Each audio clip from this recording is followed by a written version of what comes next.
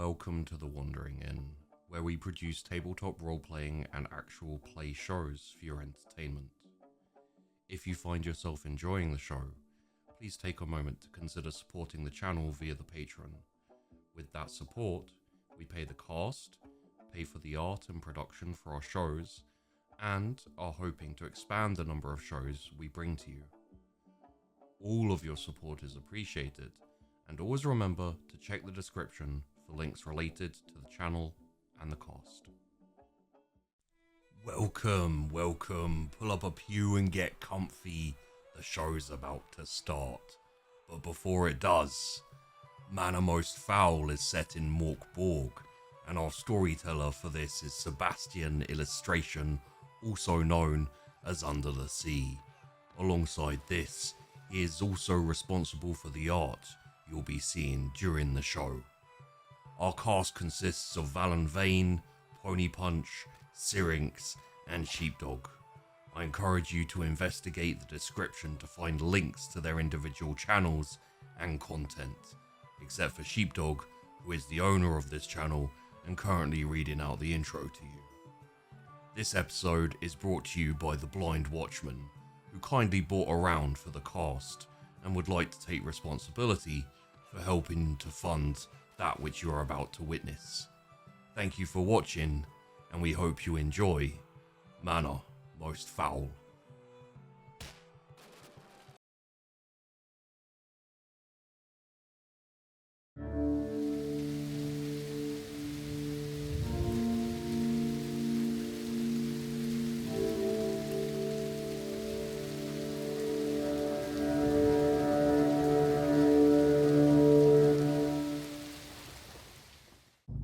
Well, where last we left off, you had just exited the secret room, the odd side chamber hidden away in the library.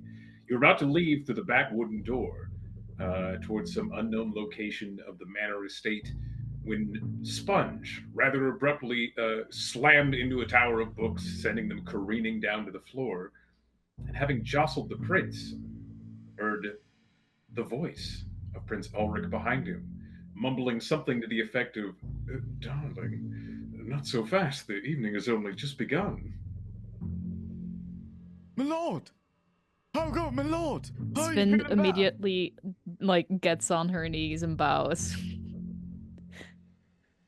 Oh God, he's feeling better. Oh, it's a miracle. I knew you were right. Coming to here it was fantastic. We put the golden egg under his ass, and then suddenly he's all fine again. I envision Sponge sort of like a dog chasing its tail, trying to whirl around to see the prince. Accurate. Yeah. Very accurate. Just Oh my God, my lord! Oh, hold on. trying to just glimpse a flailing limb. Oh my lord! Oh. While he's doing that, I think as I bow, I give a sideway glance to Gruten to be like, what the fuck? Yeah. I would also get in a very respectful position, noticing he's there. But can I do? How does he look at this point? Like as Sponge is turning around, how does the prince look? The prince looks largely quite the same. However, you can see that his head is a little more erect and upright. He's still rather flailing on Sponge's back, but he seems to be as if he's coming out of some sort of daze, sort of jostling around and awakening. Okay.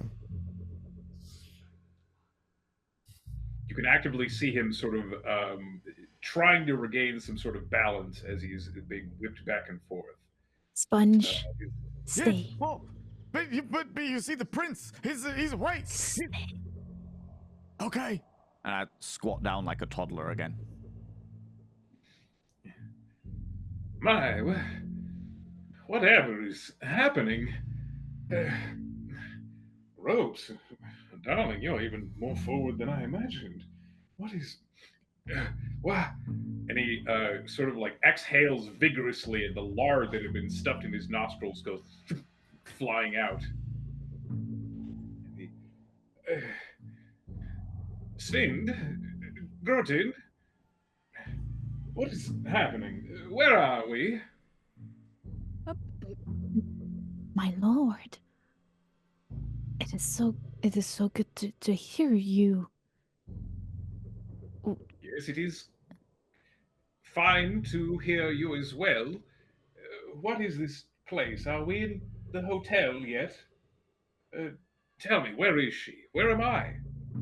What is happening? He looks down at all the ropes securing him to this sort of like makeshift porta-throne. And he still has that air of someone almost coming out of a dream. Very addled, very disoriented.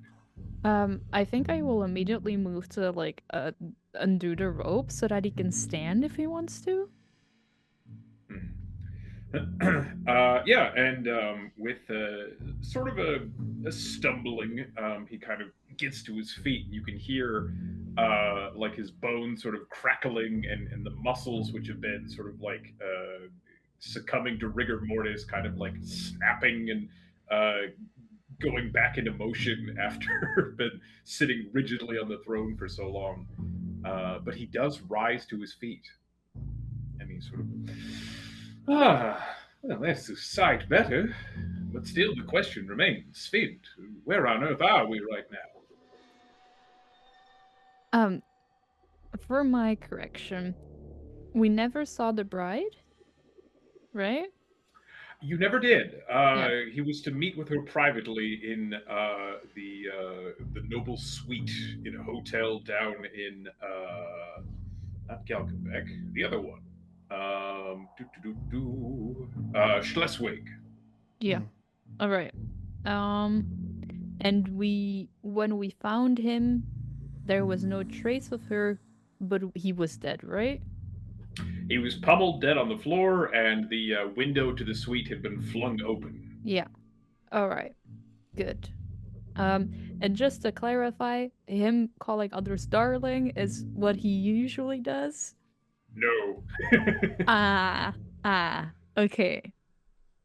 So is his whole demeanor kind of different from what he usually is? No, he seems his usual self. He is just rather confused at the moment.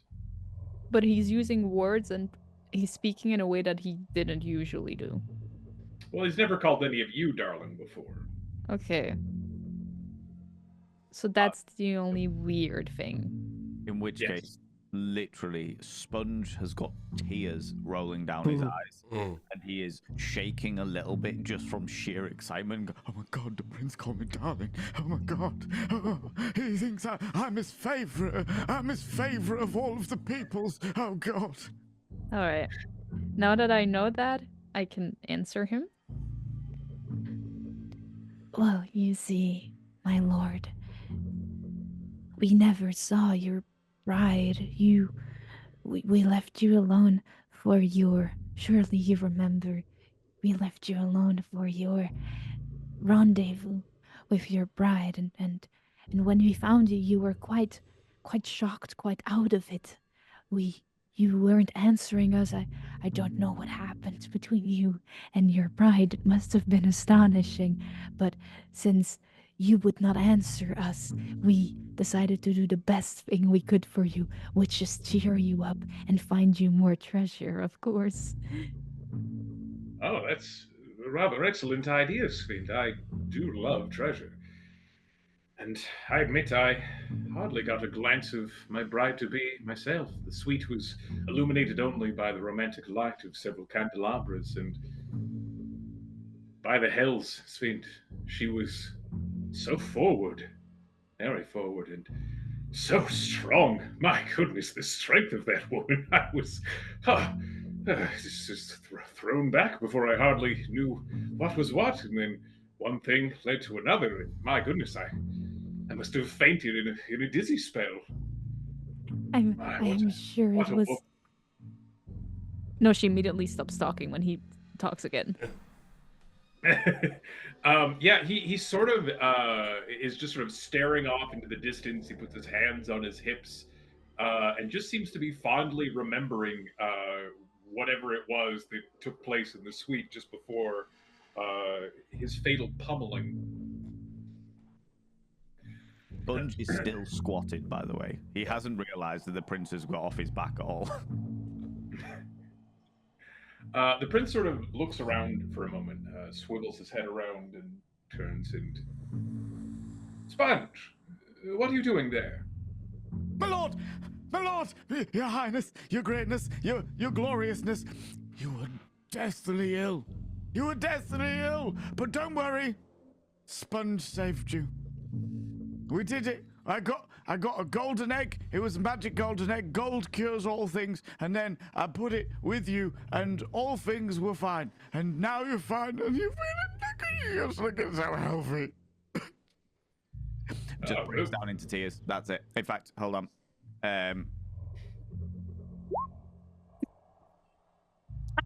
18. I just managed to keep my butthole close.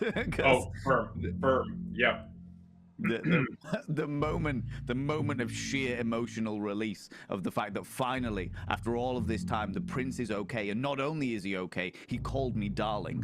Just tears, shakes, I'm like a teenage child at their favorite pop concert, just absolutely in shakes. And there is a brief moment where I'm like, oh, and have to quickly clench again, and because I would so much have defecated in front of the prince. Oh God.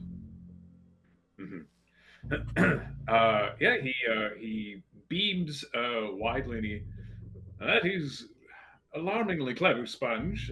More so than usual, but you do know that treasure always makes me feel better, and for that I am grateful. It was Svin's and Groton's idea. This is Bug'em Toe. He's a bit of an arse, but he's all right. He swivels around to where Sponge is pointing and looks straight at you, Bug'em. My, you're very well kept, I must say. You seem familiar. Have we met before? Do you work at the hotel, by chance? I don't believe so, my prince. I was recruited by your servants to help transport you when you became ill, and I am just as excited and pleased to see you recovering and better as they clearly are. At the moment he dawdles, I'm like, He's a doorman, my lord. We kept him because he was really clean, and that way, every door you walk through is going to be that little bit more beautiful just for you. Ah, yes.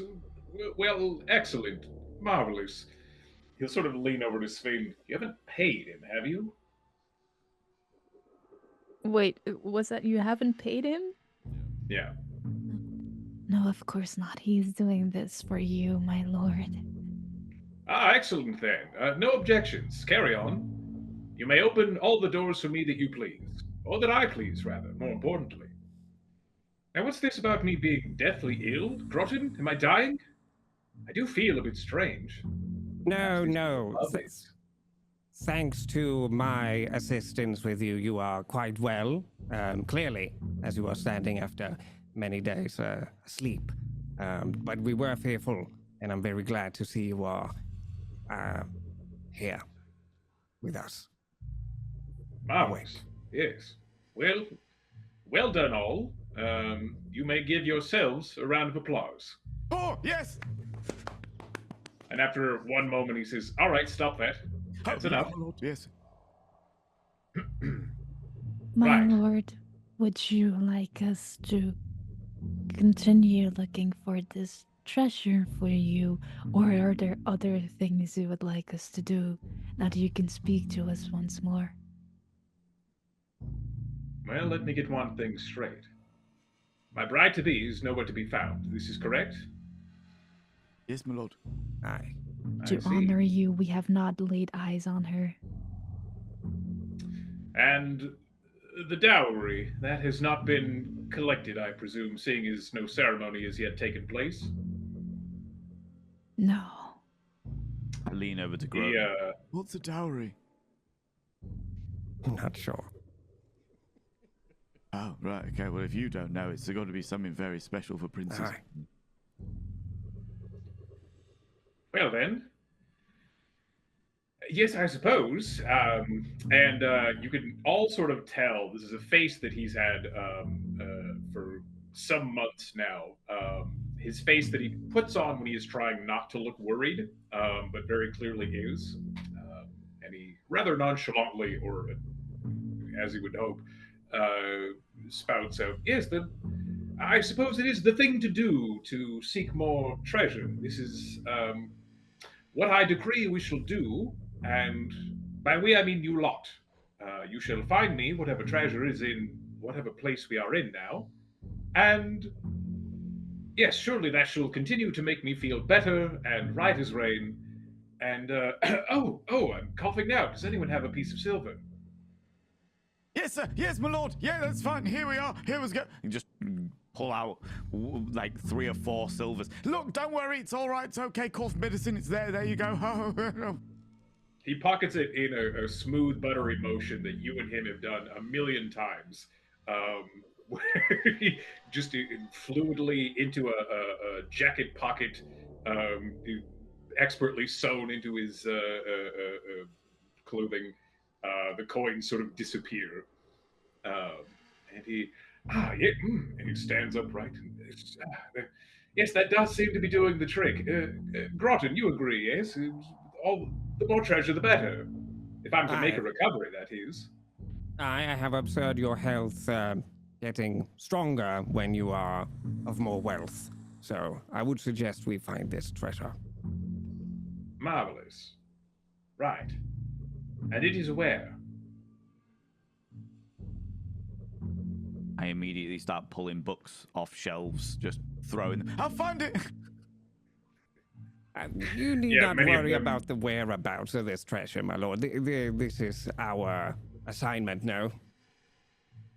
Yes, of course. I shall leave it in your hands, your care, as it were. My lord, would you like to sit down while we go searching? And I indicate towards the chair that everyone else knows is booby-trapped, but I have no idea. And yeah, the prince, rather than like, yes, well, Sponge, perhaps not that chair. And he looks to the one that he was just seated in, and he, perhaps not that one either. What is this? Well, my lord, I knew that you needed a highly important throne, and because of the fact that sometimes when people are ill, they get a bit of a runny bottom, I thought that maybe if we made one that was a throne, but more of a throne, that would work, then you would be able to come with us, and I could carry around and protect you from all evils. I've punched many people.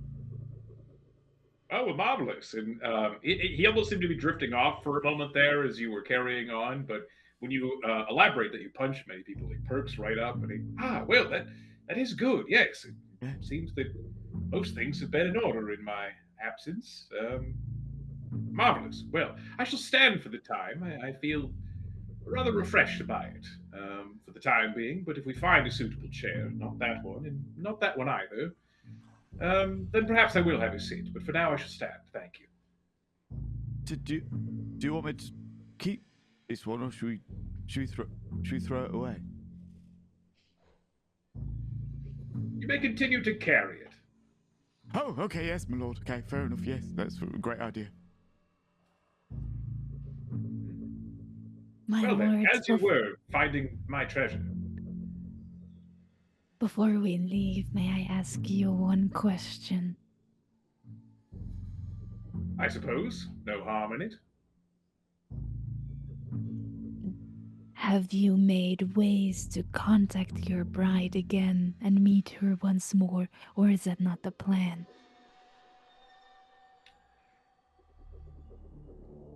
Well, funny you should ask.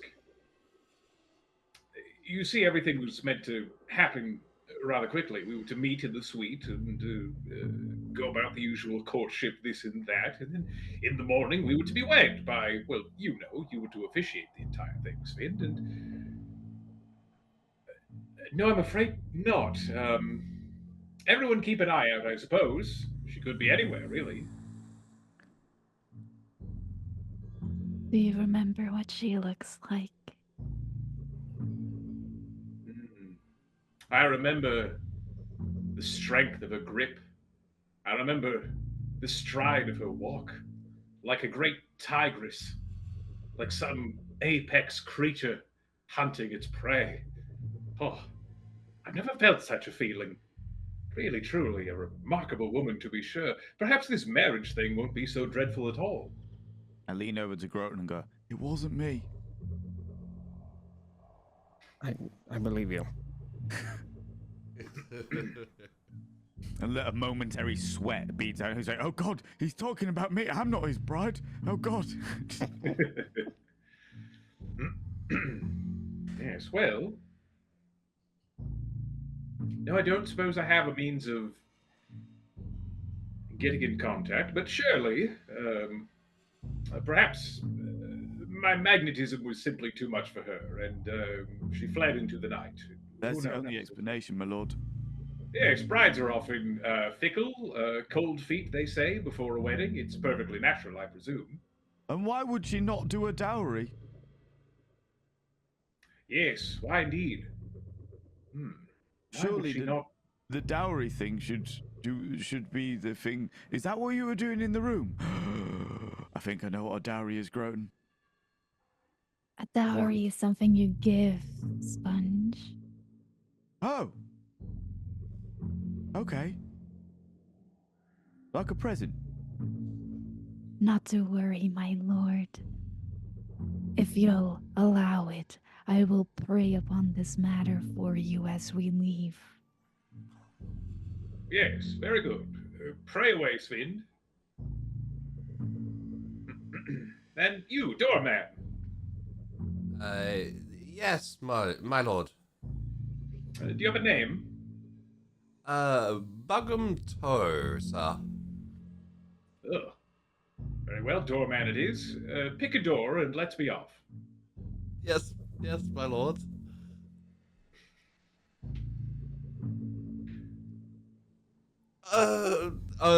Pick a door, Buggum. Surely we should just go up the stairs? I mean, I know I'm only a doorman and that isn't picking a door, but I feel like maybe the stairs is... Maybe there are doors up the stairs? Like, I am literally, as you are dawdling with this, I am like a golden retriever where somebody has the ball. And he's like, you're going to throw the ball. You're going to throw the ball. I'm waiting for the ball. Come on, Jim. I am so eager to please the prince that I'm just... Come on, Buggum. Do the thing. Do the thing. Come on. Pick a door, Buggum. The sprinter waiting for the first shot. Do I have a door? Are there other doors? There was the door that you were about to walk through just before the prince spoke at the back of the library. Oh, okay. In that Otherwise, case, you would have to leave the library and search for doors elsewhere, possibly up the stairs, possibly in other directions. in that case, I will. Yes. In that case, I will walk up to the door. I will turn the handle or whatever it is that opens it, pull it back, using the door as a shield to shield me from anything that might be within, and kind of stand back with the door open with like a little... I don't know how to be courtly, so I'm just like trying to be courtly and be like, the door is open, sire.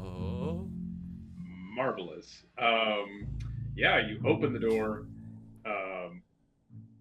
and the wide wooden door sort of swings with a groaning creak, and you kind of cower behind it and motion.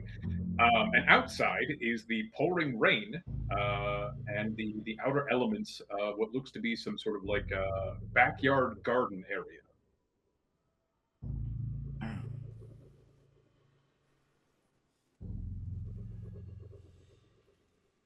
Is it internal backyard garden area? Is it like an internal courtyard, or is it just like to the back end of this graveyard that was outside? Effectively, the back end of the graveyard. You can sort of make out the shape of like a couple benches, some hedges, and then the outer fencing just beyond that. think I pop my head out and just look either way. Immediately very disapproving of the fact that the weather would be this awful when the prince has just recovered.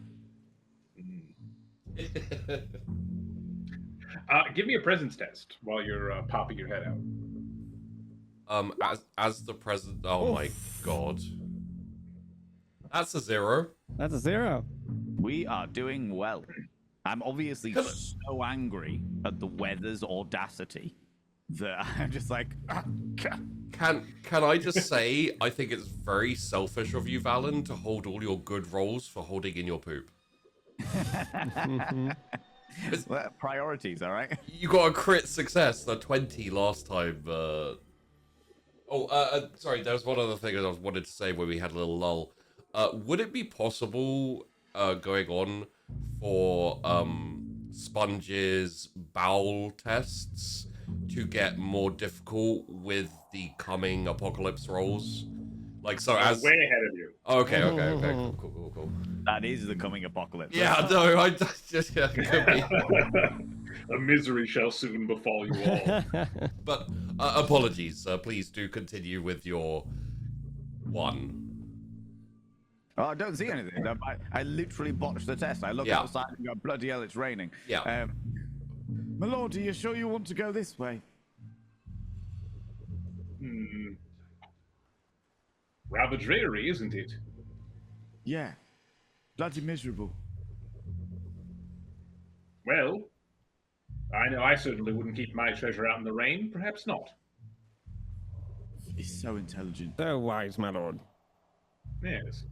It would get all wet and nasty. As I turn around and walk back into the door, I clip Buggum round the ear and go, Wrong door, Buggum. Yeah, like when he opened the door and heard the storm and the rain, he was like, "Oh god, this is gonna be my fault because I picked the wrong door, clearly." And just like kind of, head down, like click. Oh, I imagine it probably hurts a fair amount just purely because, yeah. So yeah, you'll definitely have like a little bit of a bruise at the back of it. Not because Sponge is particularly trying to hurt you, but purely because of the fact he's so enthusiastic about the prince. Everything has got a little bit of extra gusto. Yeah. But even the bruise itself will be sort of oddly aesthetically pleasing. Yeah.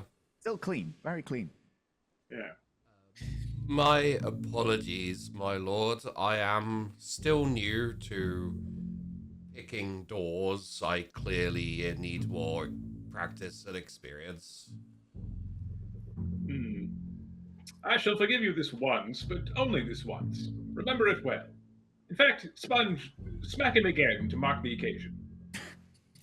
Ow, thank you, my lord. Pain is learning. Pain is learning. He's very good at this. I've been learning a lot recently, my lords. Yes, well, the finest of company. I only keep the best, as you know. I found you a pet. I'm gonna pull out Jeff and offer it. Jeff, sort of, like you kind of have to hold Jeff very steadily, and as you offer it, it sort of like crawls gently along the prince, sort of tiptoeing about, like a docile tarantula. As opposed to like Jeff was like wrangling, wasn't he? He was just really wild and all out there, but perfectly fine with the prince. See, I knew he'd like you. Oh, yeah. The eye that I nailed to him. Oh god, yeah. Oh, that's very... Yes. Right. I go to stand next to Sponge and do like a little like hand on the head, like a head pad, but it's like a little too slow so that the hand lingers like a little longer, like kind of uncomfortable. She does that next to Sponge and looks at the prince and says, Of course we know that Sponge only means the best for you, my lord. No, it's rather unique. probably worth something, I imagine. And it's sort of skittering from shoulder to shoulder. And you sort of get the energy of like dad who always said he never wanted a cat and then gets a cat one day.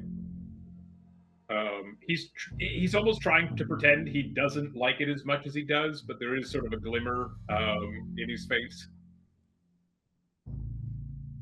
Well, Buckham, isn't it your job as the doorman to find a new door? Yes?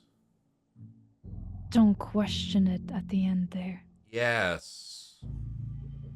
Good. And Buggum will like reach over to grab the door handle, but with his other arm, and like his arm just like, you know, goes through because there's no hand there, because the hand is currently got an eye on it and on the prince, and like look at it for a second and be like, you know what, that's less important currently than and just close the door.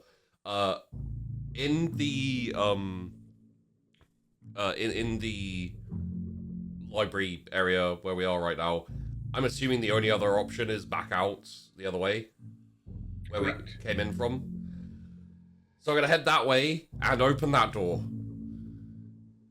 I have found another door. Very good. Yes. Well then, onward. Sponge, you would point.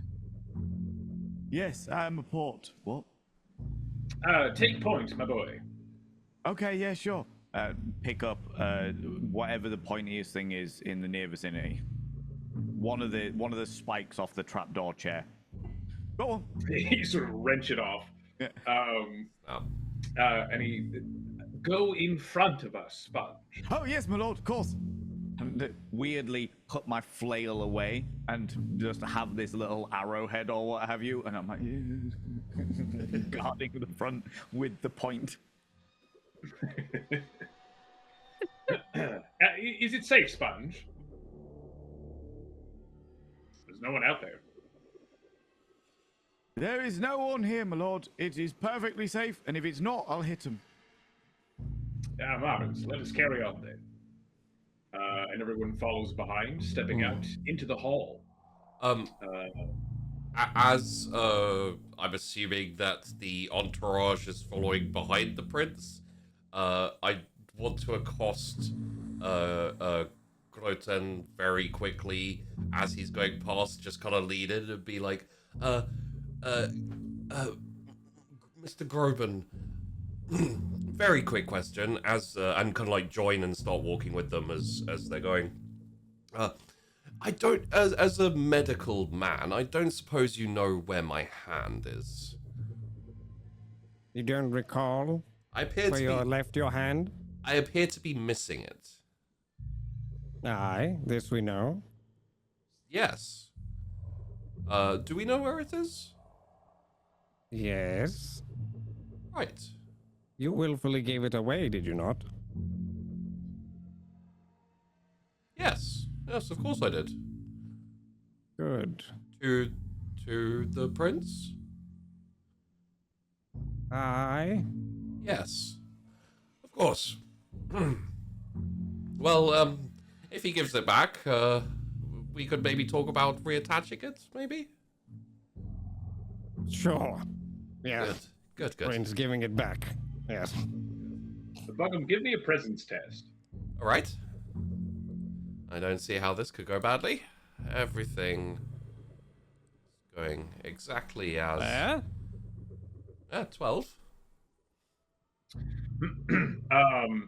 Yeah, this strange sort of like incongruity. Everyone telling you things as though you should already know them. You can feel that something is off.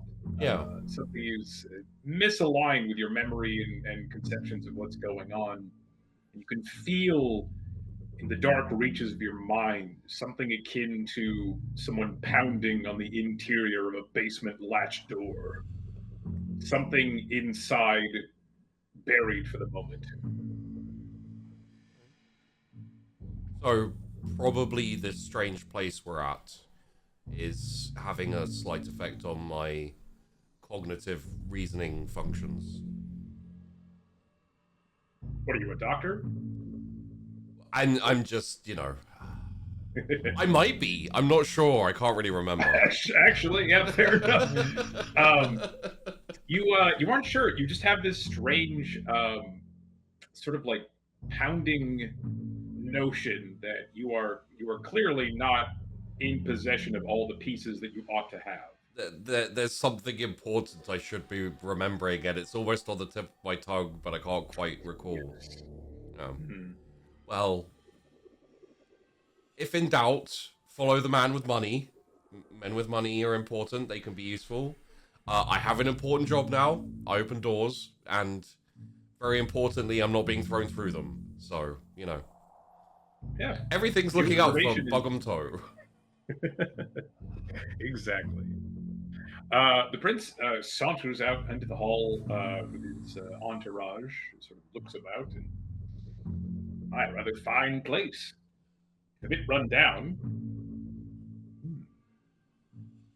Surely there must be something of value here. Looking about, you see the hallway from whence you came, which at this point sort of curves off to the left, down south, and to the north, the stairwell, as of yet unexplored. Here we are in the grand hall, my lord. It belongs to some bloke with a pig. Can I look at because we've got a little crude map, right? About where we were meant to go. Yes. What is because the tunnel was on there, right? Like the path here has been written down. So now what does it say is, what can I see based on where we are? You unfurl the teeny tiny map from its secreted location and hold it gently in your hands, eyeing it closely. And looking at the manor itself, it simply is marked with a tiny X and is labeled Vault. Okay. Well, Bug'em, where next? Yes, we are next. Door, Perhaps. I see no doors. I see stairs and open hallway. Find me a door.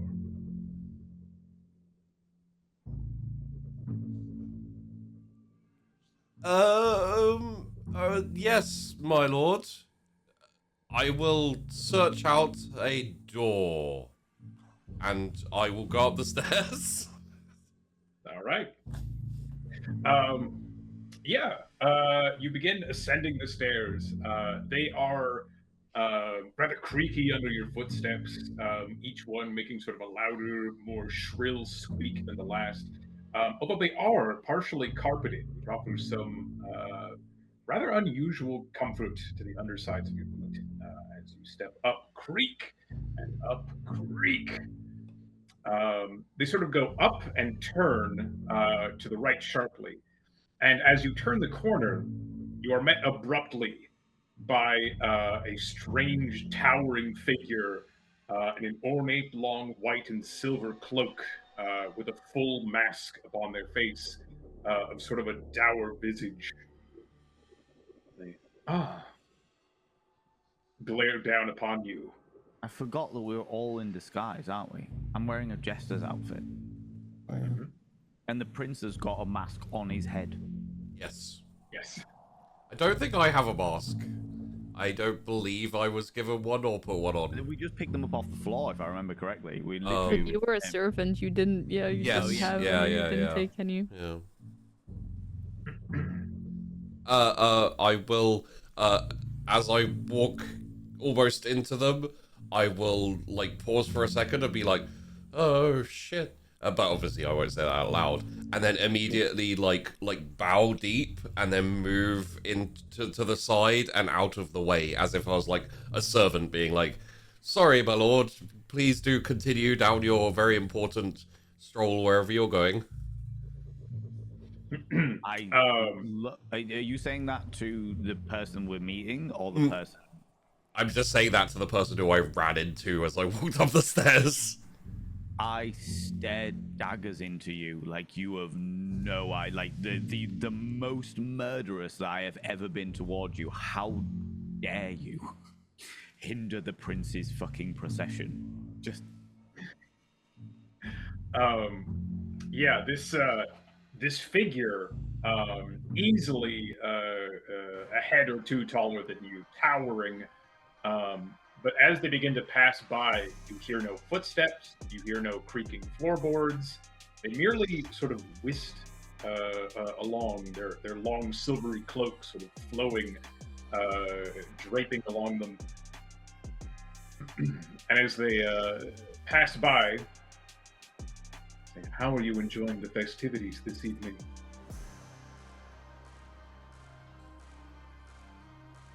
Very well, thank you. Comfy.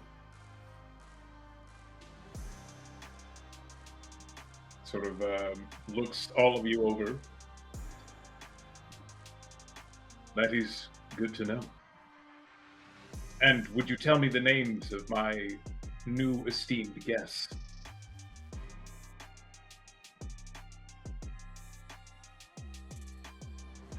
I think it is up to the prince to introduce himself if he would want to, right? Like, we're not people that go before him.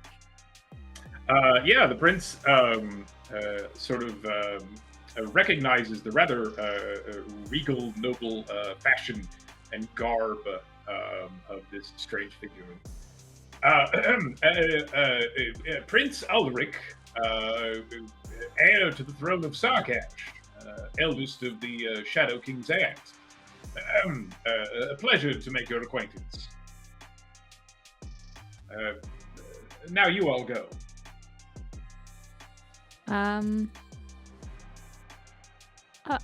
I'll go next, but I'll ask this. When I look at this person before me, the way they moved was like they were floating or like they weren't taking steps. Nothing was making sound underneath them. Could I, with my knowledge, try to see if this person looks like they're dead? Yeah, go ahead and give me a presence test.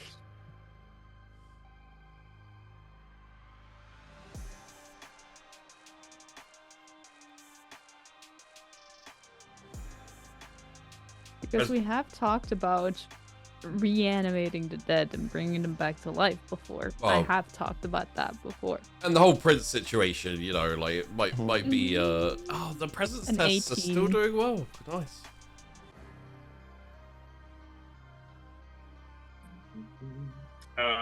Sorry, what was the roll? 18. 18. Damn. 18. Yeah, you are rather well-read and well-experienced in the world of the supernatural and the spiritual. And what you see before you is someone who they're certainly not alive in a strict sense, but nor are they some rabble undead or a ghost or an apparition. They're very much real. You suspect this might be some type of lich thing.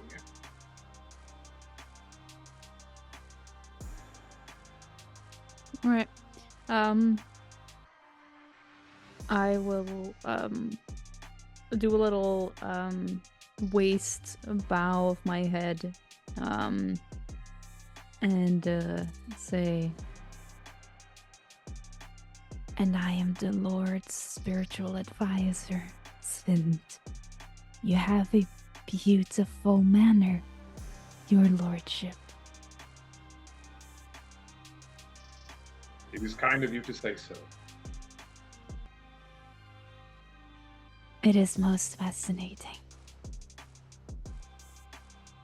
It is good to know that it pleases your curiosity.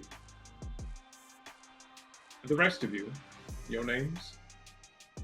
I'm the royal apothecary. I take care of the prince and Gert and pleasure. Likewise.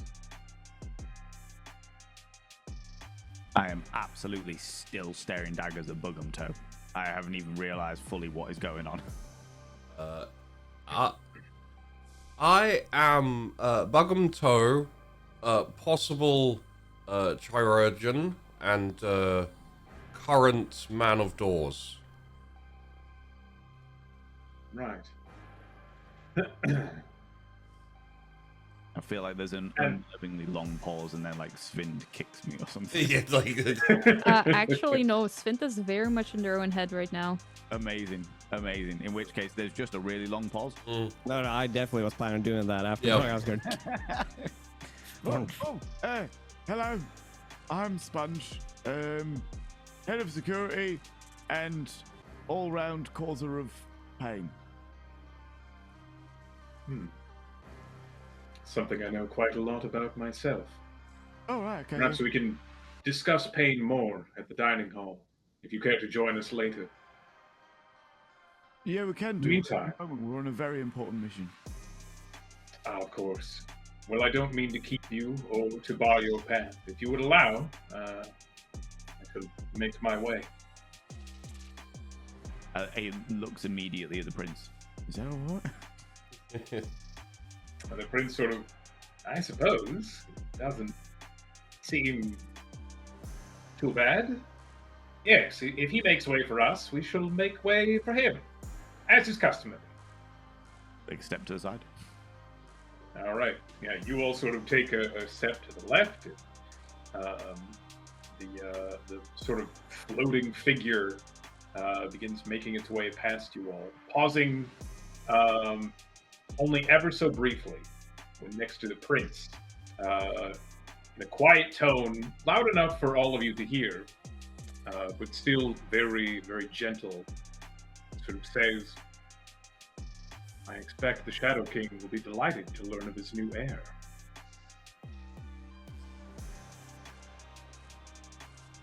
And he carries on down the hall and around the corner.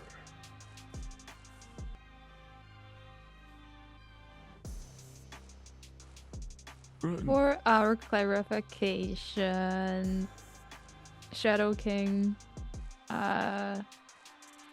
is the one above our prince, right? Or am I way?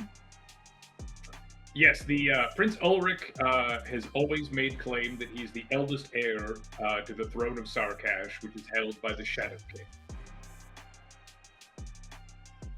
Right, and how does Granddaddy Shadow King not know about his most amazing and glorious son? I'm sure he does. This is probably mere gesturing between them. Oh, I get it. He's an idiot. I get it. No, it makes sense. No, it's fine. No, it's a sort of a joke, not for commoners. It's noble humor. I'm sure you wouldn't understand. Oh, Aye. no, completely get it. I'm too stupid to understand. It's all for you, glorious nobility. 100%. Right, precisely. Uh-huh. Okay, yeah. I'm sure it is quite humorous for you, my lord. I wish I could Very. understand it and laugh as well. Yes, the solitude sometimes is a pain, but you know it is worth it to carry such a magnanimous burden. Now about that door, Bugum, doorman. Sorry, not sorry. Find me a door. Shut up! Sorry, Get about me not sorry. Shut up! Get me a door. At that point, as soon as the prince says that, I kick Bugum up the arse. Oh, Make sure nothing hinders Oh. the prince again. Very good, Sponge. immediately, my lord. The door will be found, and I will go and find a door. First door I find is the door. That at this point I am very unsure as to what exactly my purpose is. I feel like that robot in Rick and Morty. What is your purpose? You find doors. Oh my god. Well, you are in luck. As you turn the stairs, you can immediately see that just ahead of you is the second floor of the manor. Ahead of you is sort of a room that juts out across the banister area that sort of encircled the entrance hall. That door is very clearly being guarded by a snoozing skeleton who's sort of propped up against it, wearing nothing but a belt from which is dangling a sword and a rusty iron key. The open area also turns off to the right, and beyond is the other side of this sort of like second level banister area. Okay. So there are doors in the distance, doors to the right, and doors just ahead.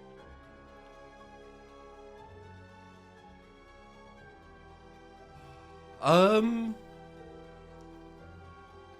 just taking stock and thinking, what's more scary, skeleton guarding door, or I guess I wasn't specifically told to find the first door and just open it, so I just have to find a door.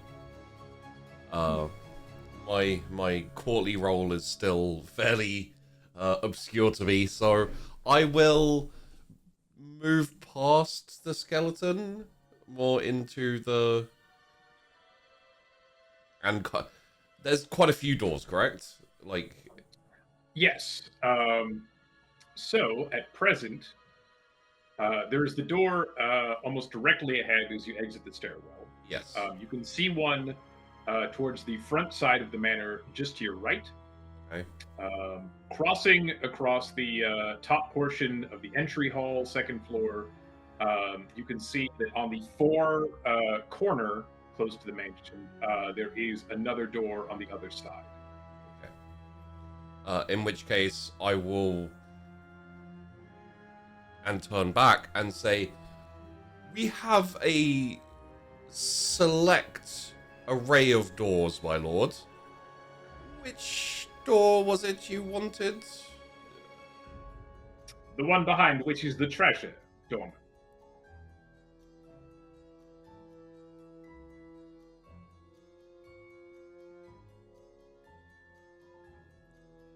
Do we know which door that is, my lord? If we did, we would have the treasure by now, do you not think, Dorman? Yes. Yes. Yes. Left. I'm gonna go left to the left door. All right.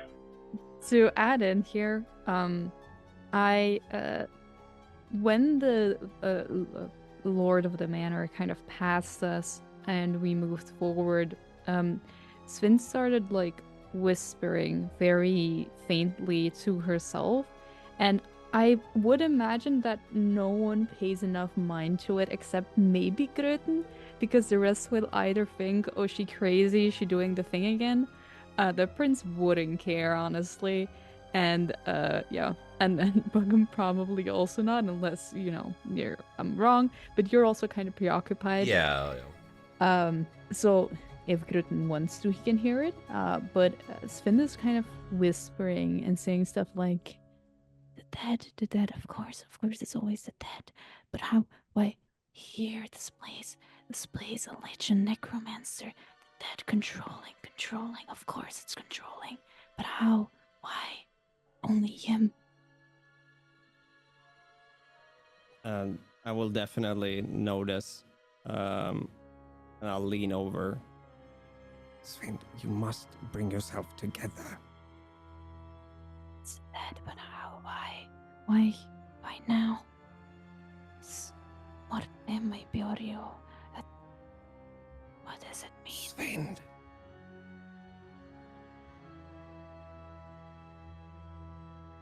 It's controlling.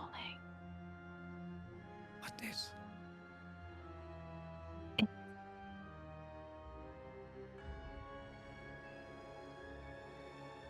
But why?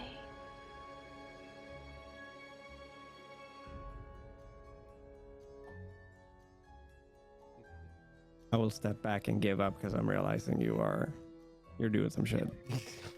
Locked in. While that is going on, Bugum has run over to the left, to the door to the left, and pulled it open. If there's any sign of not treasure, which I'm assuming there's going to be no sign of treasure behind that door. Gonna, like, depending on what happens, like... So not the skeleton door in front, but the one just to the side? Yes. Okay. Yeah, so you turn the corner sharply to the right towards the front of the manor, run over there, and you grab the door, you swing it open, and as you grab the handle and pull, you hear a distinct click, followed by a sound of something, and No. you feel an extreme sharp pain as one of the chandeliers above you, its lanterns shattered and pointed down, comes careening and crashing into you, the lantern glass stabbing into your flesh. Okay. And I am now probably moaning and screaming. No, but that's, how bad? Like, I'm not immediately dead, correct? Like, I'm You take 2 damage. Okay. As the wood clatters against you and some of the glass shards stick into your flesh. And I'm now trapped under a chandelier. Not Ow. trapped per se, just sort of not big enough to trap you. Oh, okay, but, okay. Yeah. When it crashes down on me, knocks me to the floor. Yes, all of you can hear that sort of like noise as the chandelier shatters and glass goes everywhere, and the impact against Bug'em Toe. But the door does open. Good. I would love to just walk in and be like, "Good job," but I will lean down. I'm assuming you're like laying down. Yeah, it's just Or- kind of like splayed and like, ow. I will go down and I'll approach. Oh, Buckham, what have you done? Oh, Yeah, and the skeleton, which was sleeping as well, also runs over, and along with Groton, kind of leans down and sort of like helps take the chandelier off of you. And the skeleton makes sort of like a rattly, bony sort of noise as it opens its mouth to sort of inquire. It sort of is gesturing in a way Yeah. it's trying to be helpful, but no noise comes out of it, other than just like the bony rattle. Have any of us seen a skeleton move by itself before? Great question. You know it happens from time to time. I think there's a good chance. Yeah, I'd say almost definitely. Maybe you haven't like directly interacted, but like, you know, the dead sometimes get up from time to time for reason to reason. It'd almost be like a deer running across the road. You know, it's not something it's not something you see every day, but you're aware it can happen. And when you see it, it's not like, oh my god, a deer. Yeah. Yeah, and it's also best observed from a distance. Yeah. You know, they should be treated sort of like dangerous wild creatures. Yeah. I will. Yeah, this one sort of like helps you to your feet, No, kind of dusts you off. no, my fault. I was being uncautious. I'm just like pulling like shards of glass out of my like shoulder and stuff. I have my fault. I assure you, it's fine. I think The I was Oh, gonna say, sorry, I think go as soon as the chandelier starts to fall and there's that whole moment of oh shit, I stand in front of the prince, but not too far in front of him because I know he likes to watch. So I thought I'd squat down to protect most of his torso. yeah, you assume the defensive position, protect his vital organs. The skeleton sort of watches oddly as you pull these shards of glass out, and the blood sort of drips off them and starts soaking into your clothes, and sort of like takes a bony finger and pokes at your cheeks, and it digs its bony finger into one of your wounds, at which searing pain jolts through you for a moment. It pulls it out and sees the fresh blood, and startled, it sort of reels back. and it takes a couple steps, looks around nervously, and starts drawing its sword. No, I assure you, I haven't got any blood on anything. Sven, do you speak skeleton? Mm. Can you calm him down?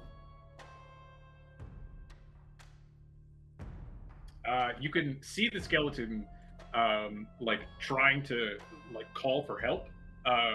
It's sort of like pointing its sword at Buggum, and it's leaning over the railing of the banister towards the main hall, and just like, but no noise comes out. I'll assuming that it's not enough to like move so that I get its attention. If that's enough, I do that. Otherwise, I will touch it or something. But I want to get its attention because Svind takes out her crucifix. I guess like because it's now established that it's a staff. Doesn't have to be. Yeah, I imagine it. I imagine the staff may be symbolism, but like the necklace is still the real thing. She grasps it, and the silver shines in the light outside of her dark cloaks, as she says, I assure you, I don't think you want to anger your lord by bothering his guests. Assuming that this thing is undead. It is a skeleton. Very, yes. 100%. Yeah, and she tries to use the necklace to have a certain sway to make this skeleton Compliant? see reason. Mm-hmm. Yeah, let's see.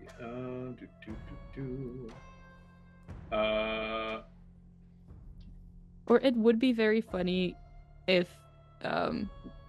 because I don't know, if the skeleton can understand her like that can happen, but also it can sound like some kind of warbird like language. I don't know. The skeleton seems to understand you perfectly, and even goes to the extent of, like, it sort of tries to cordon the rest of you off from bug and toe, still pointing its sort of like short sword in Bugham's direction. And it seems to be posturing in a way where it's like, get back, everyone, I'll protect you from this thing. And he sort of looks to Bugham, points at him, and looks to you, Sven, and sort of motions. And he's like, It's for the hunt. None of your business.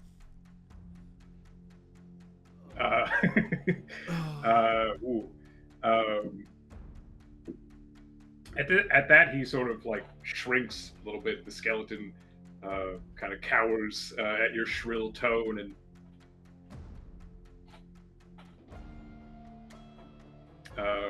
sort of like Carry on with your duty.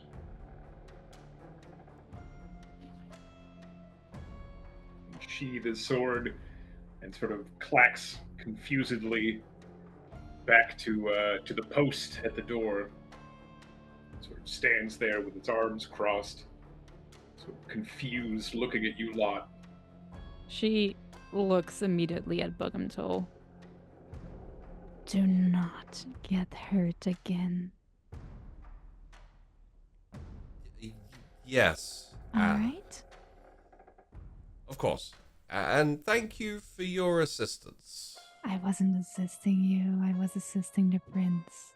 Right.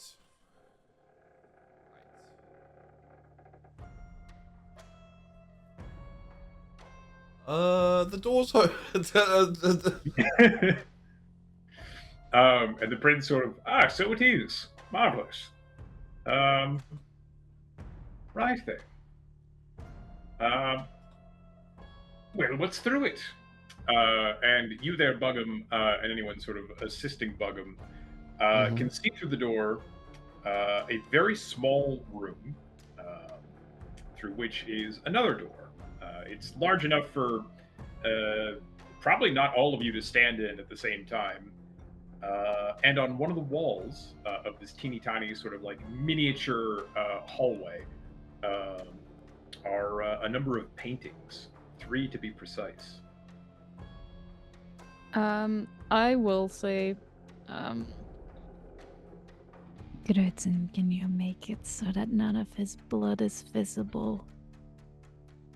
Of course. Yes, Of course. my blood appears to be offensive to some degree, and I would very much like to keep the rest of it in my body. Very well. I'll take out my medicine box and whatever I have, like bandages, and try to treat them. Yeah, it's a simple matter to sort of stop the bleeding and cover up the blood that was visible. There you are. Good as new. Not Good as really. new. Not really. The skeleton looks more perplexed than ever, sort of shaking his head. Sven glances at the skeleton and gives like a dagger look. And then slowly looks back into the room. There's nothing in this room except for the paintings, right? Yes, there are 3 paintings on one of the walls and another door. All right. I guess we all kind of, at least I assume we all kind of move into the room. And as we do, I will give like a glance at the paintings before Buggum has to decide to go to the next door. I will say as well, like, there's another door. I know my place at this point. I'm immediately moving towards the door to open that one so they can walk through. But this time, and I'm fully expecting spikes to just shoot up into my groin, but I'm looking up to see if there's a chandelier above me before I open the door. Marvelous. I am happy to have forever instilled the paranoia of looking up. Yes. I'm saying, like, well. Like all I see happening from like a comedic standpoint is I walk up to the door, I look up, there's no chandelier, I'm like, phew, like try and open the door and just a trap door opens below me and I like fall into acid or something, you know. But yeah, that can be after the paintings have been looked at and everything. I just wanted to throw that in. Yeah, observing the paintings, there's sort of one large painting and one on either side of it, a bit smaller. The one to the left is a painting of 2 noble women in sort of great finery. At a glance, you can tell that they are either twins or sisters, or clearly they look nearly identical to one another. Both of them sort of staring to the right towards the portrait in the center. One of them glowering ferociously, and the other with a sort of lustful look in their eyes. The painting to the right is of a bold and strong-looking knight with sort of a strong chiseled chin, shimmering armor, and holding in their arms is a tiny pig. And the center painting once depicted some kind of figure, but has been scratched, mauled, and accosted in so many different ways as to be totally unrecognizable.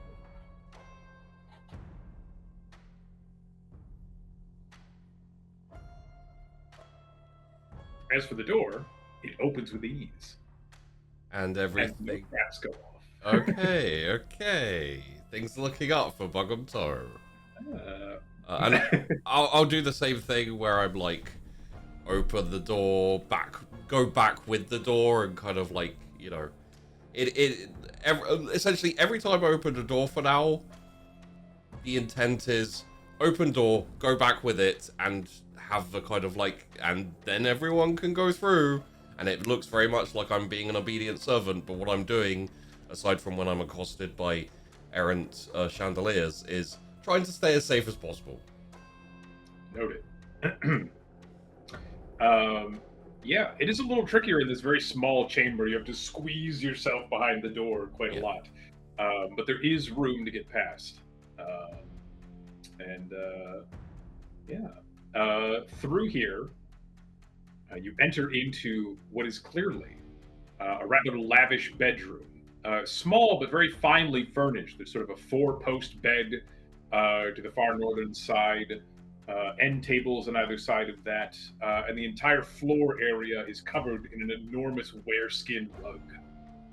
Sort of a stitched together amalgamation of various creatures and beasts to form one great cohesive skin. There's also, on the far side of the room towards the door, or towards the bed, another door, looking like it leads into some sort of closet. Every single time we open a door and we don't see treasure, I go, oh. Seeing as it looks more like a closet and not like a door, I'm not immediately going to run to the next door to try and open it. I'm going to let them, because I think I was there and able to hear when the poor man who had his legs broken and got killed by Sponge. Something that is actually still in the top of my mind. He did mention something about, like, I don't know where your treasure room is, probably in your bedroom. So I'm like, okay, so this may actually be in the right direction towards treasure. Probably isn't, but, you know. Is there any, like, jewelry on the bedstand or anything like that? On, like a nightstand or a vanity table or anything? Searching the bedstand, go ahead and roll me.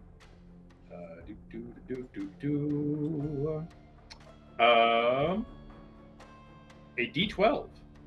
I was about to say, I get really frantic about this because I think that the only way that the prince is going to stay well is with wealth. So I'm like, there's another thing. Oh my god, another room. There's got to be some wealth in here, surely. 6.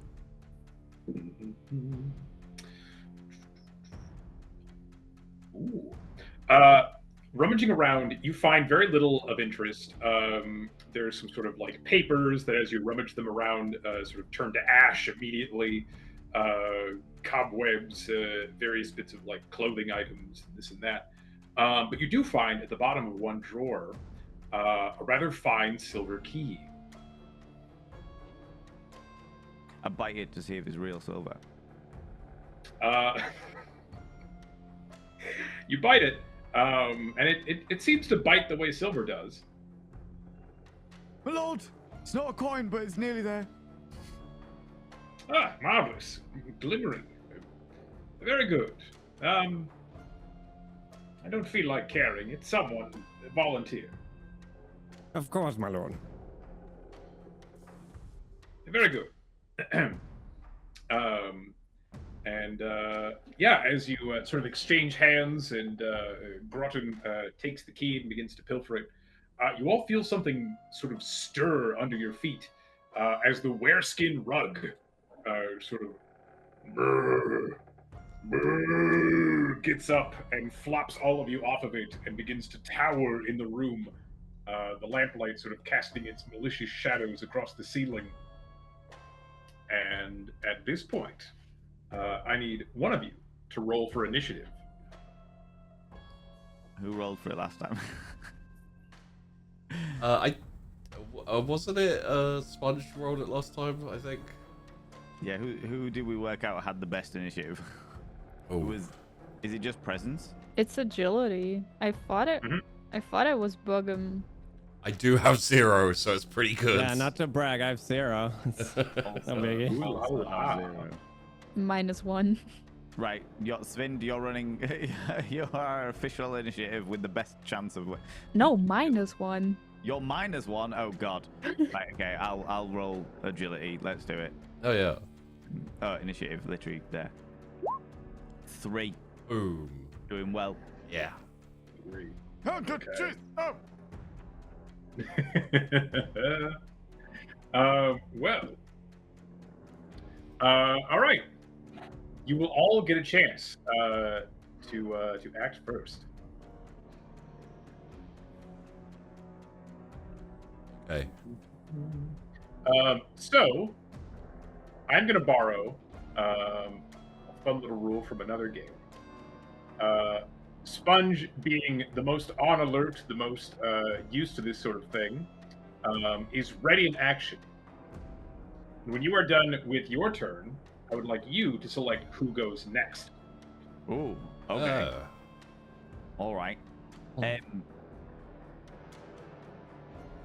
The floor underneath the rug, is that wooden as it's the second floor, or is it stone? Wooden. The nearest corner, I am getting my little pointy thing that I stole from the chair and sticking it in like a little nail. You're staying here. Okay. Yeah, go ahead. So it's like, right now. Like a little like a nail. I'm just gonna no, you tack into the floor. That's it. Marvelous. Go ahead and give me a melee attack then. All right, because it's a carpet. It makes sense. Just stick it to the floor. What would that be? You will make a strength test. Oh, just a strength test? That's cool. That's all right. Because I've got my flail, my punch, and my bite, but I've got a pointy bit of metal or whatever. Yeah. 19. Oh, yeah. Almost instinctual. You give it a little twirl. You get to say a cool line, and then you're not going anywhere. And blam, right through the floor, staked in like a railroad spike. The creature, this strange like animate rug, sort of snarls in discomfort at that. I feel like. Could I? Oh. Yeah, no. I was just gonna say, could I suggest a line for Sponge to say as he like pins this carpet to the floor? I guess it's curtains for you.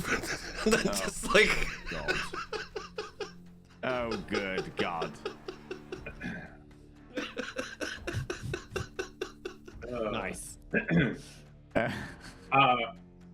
Right then. Would you like to do any sort of like movement or anything of that sort?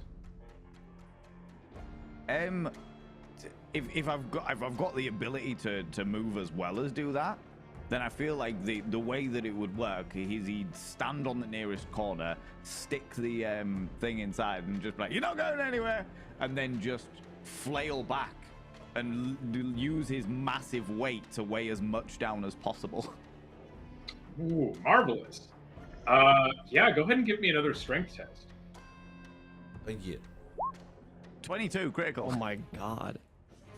Oh, you have pinned this thing directly to the floor in every capacity. You can feel it sort of like flailing ineffectually underneath its sort of like claws and teeth and fur wriggling beneath you, but you are steadfast. And I'm also going to need you to make a toughness test.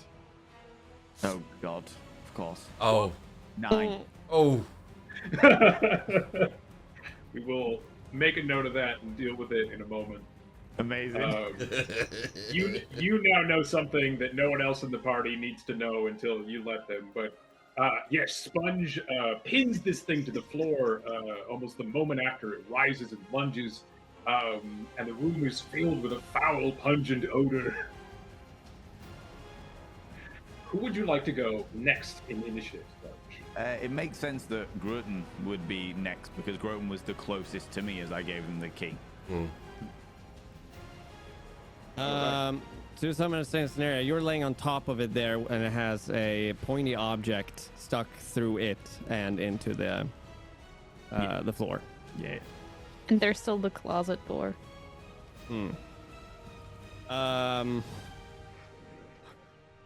A frail old man feels hesitant to just leap in there and try to strike this thing.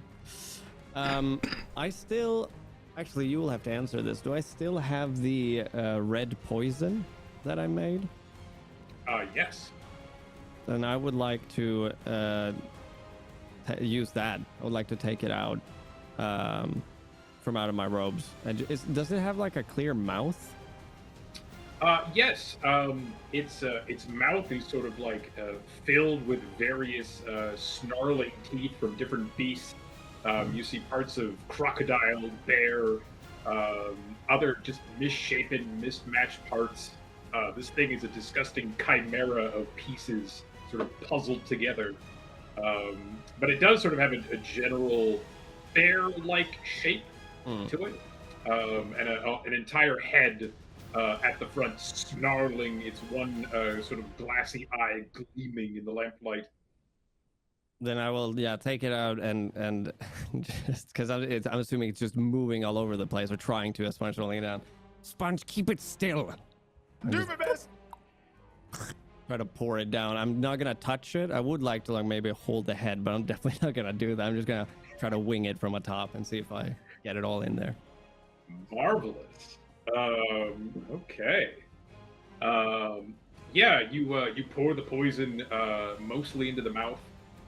It sort of like spatters like through it and kind of dribbles like out from the mouth and onto the floor, and starts soaking into the floorboards. It doesn't appear that this thing has like any sort of digestive tract. The mouth just sort of empties out.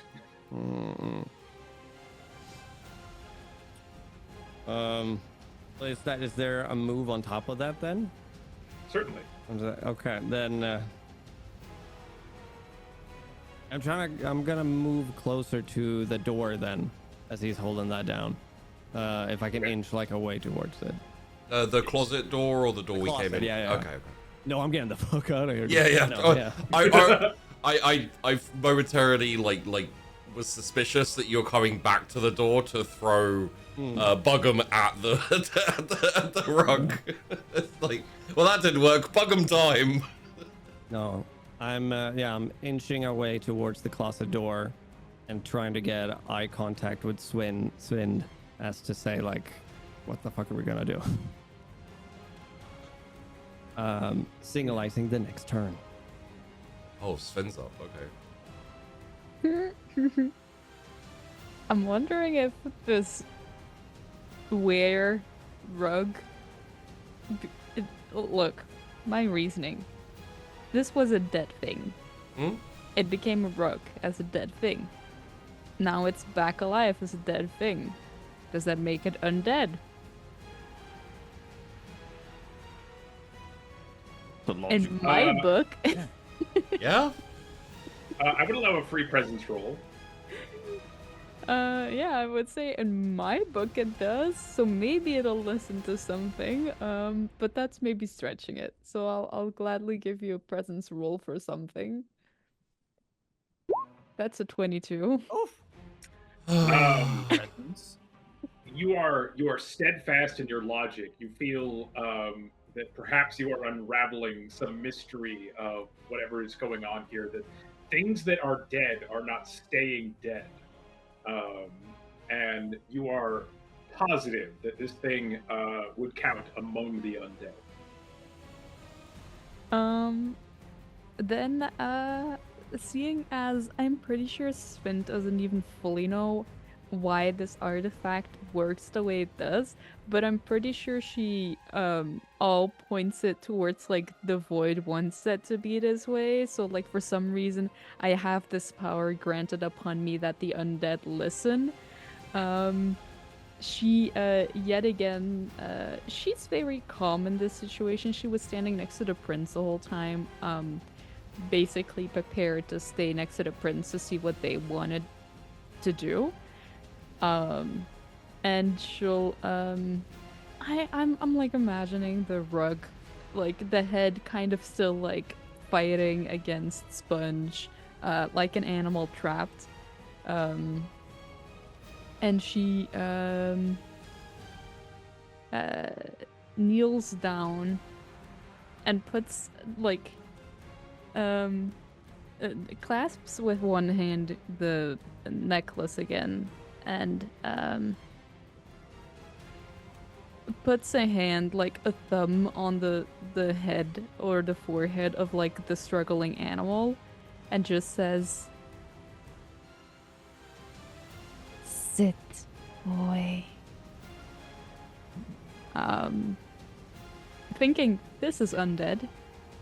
This'll listen and respect what I want. Got Crocodile Dundee vibes. Like, I'm the animal whisperer.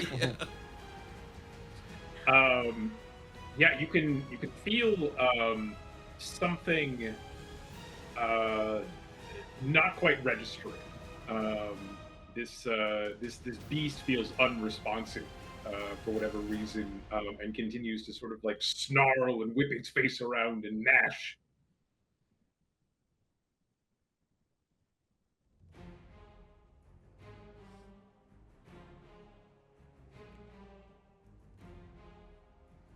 She will literally just get back up and calmly stand next to the prince.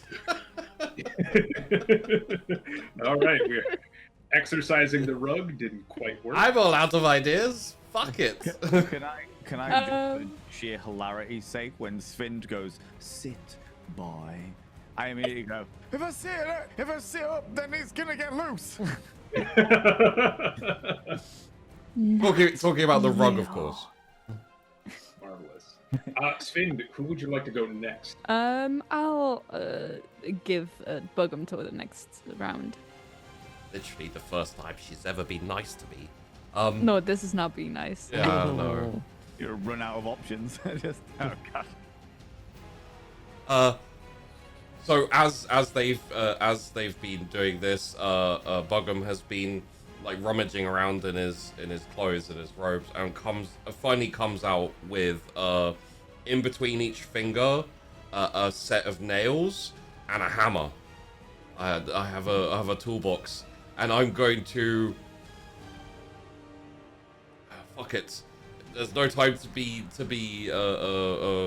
this needs to be done. So I'm going to essentially partially jump on top of Sponge.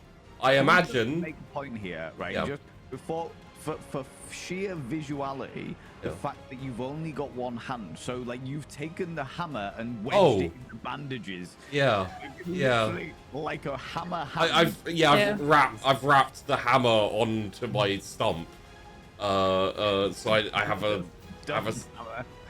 hammer stump, and then I have the nails, and I would like to very specifically, like, without thought and essentially, you know, not really, I'd like to play into something that I feel is going to happen. I'd like to jump on top of Sponge, specifically on his stomach. Okay. Oof. And so that I can like use, I'm kind of face down and just start kind of like hammering the rug with the nails, like adding to the spike that Sponge. Yeah. You jump down on Sponge's stomach, and the rancid odor seems to multiply twofold. Oh, this rug is old as hell. I think a cat pissed on it. You begin hammering away with the nails. Roll me a d6. Okay. Is that carrots I smell? Oh.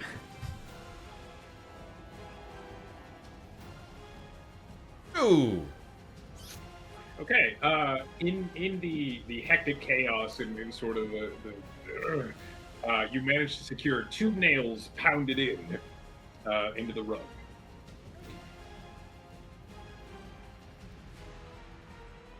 I think my presence is going to be useful here. So I'm not gonna try and move away or anything like that.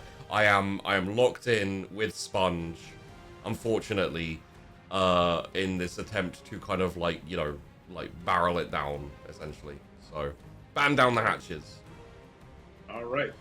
And who would you like to go next? Or what? So I can't choose anyone that's already been, I'm guessing? Correct. Right. So... And I'll also clue you in on another nasty thing. Whoever goes last might get to go twice. I will say we'll have the rug, because the only other option is the prince, and I have a feeling that if the prince goes next, he's going to go, oh my god! Anyway, it's the rug's go now. More or less. All right. Yeah, Bug'em. As you are sort of like thrashing about, the rug sort of bucks and sort of knocks you off of the safety of Sponge for a moment, and its face sort of like flops upside down to meet your gaze, and the teeth sort of snarl like a bear trap of just death. And I'm going to need you to make a defense roll using your agility. My, what big teeth you have. Enemy damage, 1d6? Defense roll first. We have to find out if you successfully evade the attack. So when I hit defense, it says input value, enemy damage, 1d6. I don't know. Oh, roll a d20 and add your agility modifier. Oh, that's easy. Just let me know what that is. 6! All right. We're getting so close to Bug'em being dead. I'd like, oof. Right, we're in the place where things don't die, so we're good. Yeah. Yeah, the face sort of like snarls, flips upside down, and lunges, biting onto one of your hands as your other good hand, I should say. My only good hand. Yeah, as you're trying to secure a nail in, it chomps down onto your forearm for 2 damage. The teeth sinking into your flesh. I am not quite dead. Good news. At this point, the only option left is the prince. Now the prince. Let's see. I mean, it's fair for a prince to have a dagger. He should produce forward a knife. And say, oh, goodness, what a wretched beast. Here, use this. And he'll throw the knife. I swear to God, if it hits me and kills me, I'm going to be so upset with him. No, he sort of like lobs it in your general direction, but not throws it at you, per se. Much more effective, I should think, than a measly hammer. The prince will then choose Sponge to go.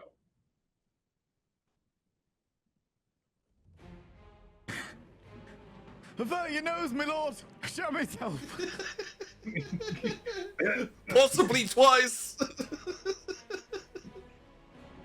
That's absolutely like the level of sheer embarrassment that Sponge feels. Not because he's shit himself loads in the past. He has got no issue with like shitting. The reason why he has a bum flap is because it is not it is a relatively frequent occurrence that he can't be arsed, he just whips it down. Do you know what I mean? Yeah. But the fact that he's done it in front of the prince is mortifying to him. Absolutely mortifying. Avert your nose! Shoot myself! I am going to... I think at this stage, the poison doesn't seem to be doing anything, does it? And we've got 3 points of nailing it down. Yeah. When I like flailed onto it, whereabouts, like if the carpet is down, is my head near its head? I presume so, yeah. Cool. I'm gonna start biting at it. just tearing into the flesh, the whatever, the bits of fur, the random squirrel that's sewn into it, whatever, just absolutely bite into it. Good news, it is currently bit down on my arm, so technically speaking, you might be able to just go for the neck. It bites you. Yeah. All right. Go ahead and make a melee attack. I have a specific roll for bite, which I thought was fascinating as part of this thing. Amusingly, a punch does D4, but my bite does D6 because my teeth are more trustworthy than my friends. The attack 12, damage 1. All right. Yeah, you chomp down on the thing. Your teeth do not be able to seem to penetrate the strange cacophony of leathery hides and skins and tans all across this thing. It's because every single time I bite down, it's like extra furry, and I come back going, Verbal. But sadly, it does not seem to be enough to puncture through. And then I will continue to keep wrestling it on the floor. Marvelous. Who goes next? Please say Gruten. He can go to the closet. Yeah, he can go mess around in the closet. In which case, I'll pass it over to Gruten. And that's exactly what I will do. Okay. Yeah, as I'm inching back from this hustle on the floor, just and fucking sponge flailing, bug him, backing slowly off towards the. Because in my mind, we just need to get out, or at least I do, because I can't fight this fucking thing. Yeah, and see if there's anything in there. Or yeah, I want to go towards the door and see, is it locked? Can I open it, etc. It is certainly not locked. It is sort of a one of those sort of sliding partitioning kind of collapsing doors that you see on a lot of closets. Mm-hmm. No latching mechanism whatsoever. It looks like you could just sort of part it apart with ease. Okay, then I will do that. Okay. Immediately you see that this is a very large walk-in closet, almost as large as the bedroom itself. Inside are scattered huge mounds of clothing, various bits of attire. You see in the far corner, under some heaps of stuff, what looks to be a rather large chest of sorts. And to your left, you see something very tall, probably a mirror, covered in a large gossamer sheet. Okay. I'm gonna walk towards the chest then, with the key in hand. Okay. Yeah. You spy a padlock upon the chest. Okay. Yeah. I put the key in.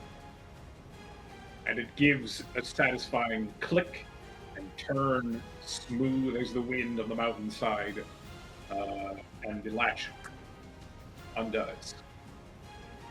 And I open it. All of this in like slight panic because I realized that there's a lot of danger right now. So I'm just. Yeah, you sort of and throw open the great lid of the chest. And in what little light is sort of making its way into this corner of the closet, it glimmers off of what you can immediately recognize as a large silver breastplate, covered in strange, writhing, veiny pustules. And that's it. That's what's in there. That's all that's in there. Okay, then I'll carry it, take it, head out to the head out to the room, back, and I've got it. I've got the treasure.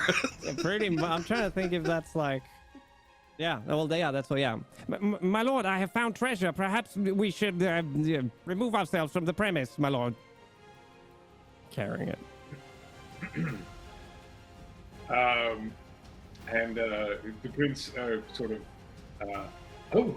that's rather Well, it's a bit filthy, but silver is silver.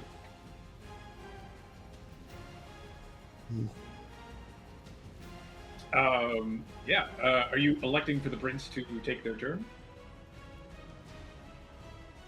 Wait, who is going? It was Sponge was first, right? This turn time around. Yeah. Yes. And then it was me. No, I'll send it. Let me think here, because you said we could go. If you go last, you could go twice, right? Effectively, yes. If you go last, then everyone is free to choose, yourself included. Oh. There's a fun rule I stole from a very similar and equally delightful game called Death in Space. It's great. I really like it. Yeah. Because right now I'm inclined to kind of take the monstrosity just to make sure that they don't get to. Yeah. But I don't want to make that choice. I'm gonna send to bug him, and then he can decide if that's gonna happen. Oh. Well, Bugham's going to keep hammering this damn rug. I have more nails. I have stump, hammer hand. All right. Roll me another d6.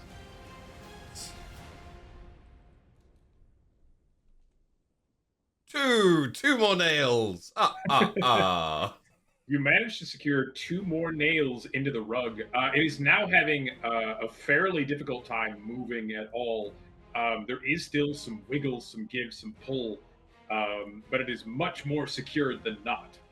I think the main problem is that, like, it's still clamped onto my arm with its teeth. So I'm like trying to.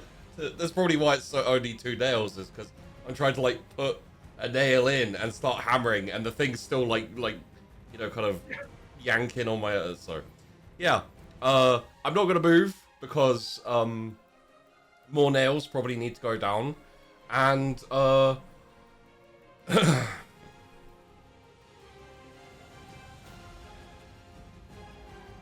I am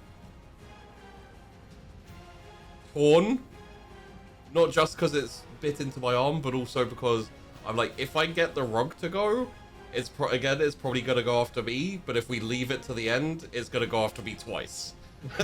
So I'm gonna give the rug a turn. We're very close at this point, you know. All right. And it does just that. Its teeth already lashed into your arm.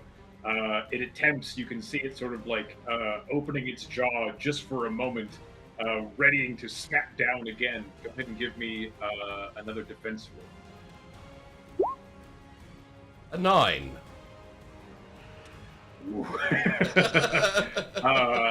And it does just so.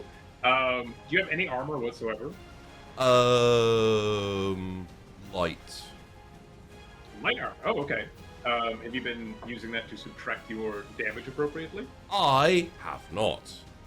Ah, so you may have more hit points than you think. Well, even in that case, the beast chomps down for 4 more damage. Even if I do have more hit points, that's me gone. Yeah. Sort of like it chomps down into the arm. It severs many arteries and sort of pulls back, and many of them, like strands of red, go spattering across the room in a crimson volley. And Bugum Toe sort of like flails spasming on the ground, blood spurting everywhere. Just like the hammer arm and it takes off like probably around the wrist or something. Just the other hand goes as well, and Bugum like screaming and flailing of blood and. If it's okay, I'd like him to slowly drift out, so, like, he's, you know, there's no way to save him, but he's not quite bled out and dead yet.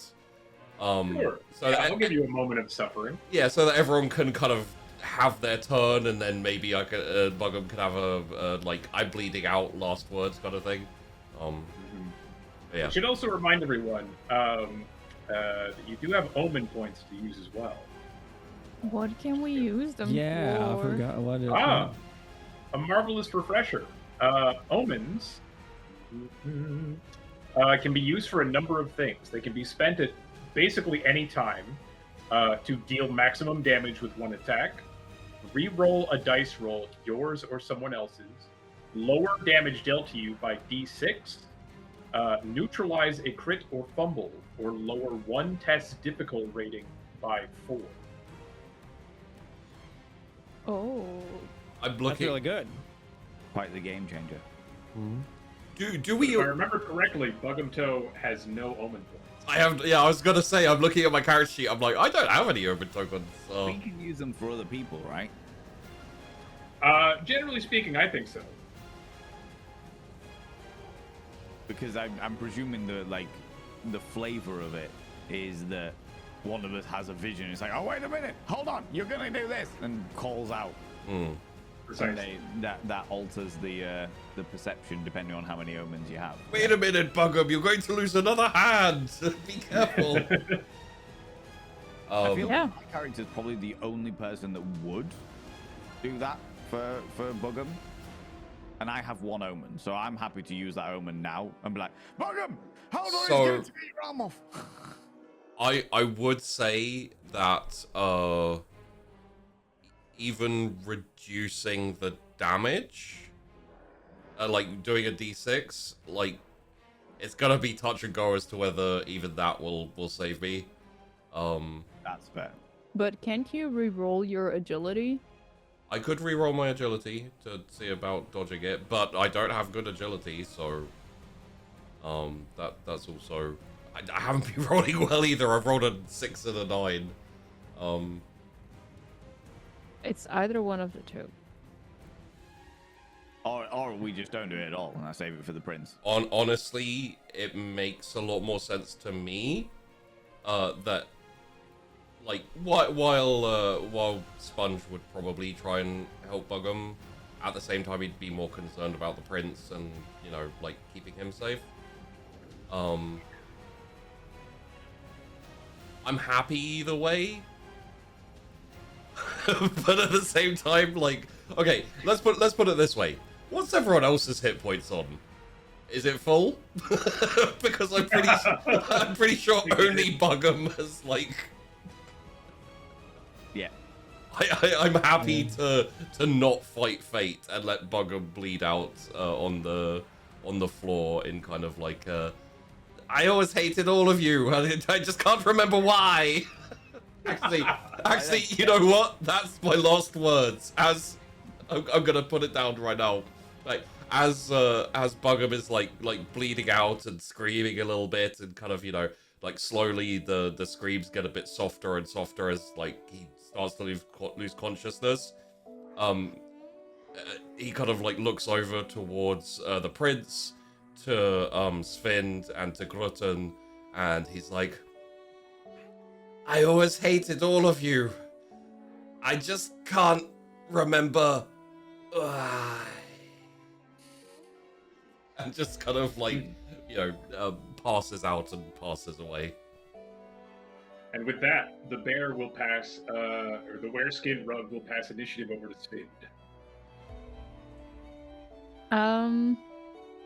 Sven is quite calm in this situation because Bugum is useful, but also she's like, with everything happening here, she's like, honestly, probably this is the best place to die right now. Like, in this manner, it might be the best place to die. So I think the rug is pretty tied down, right? Like At 4 this nails point- in it and a spike. So at 5 points, it's tied down. I'll take a gamble and say that that's enough to keep it there for one moment so that we can get out the door.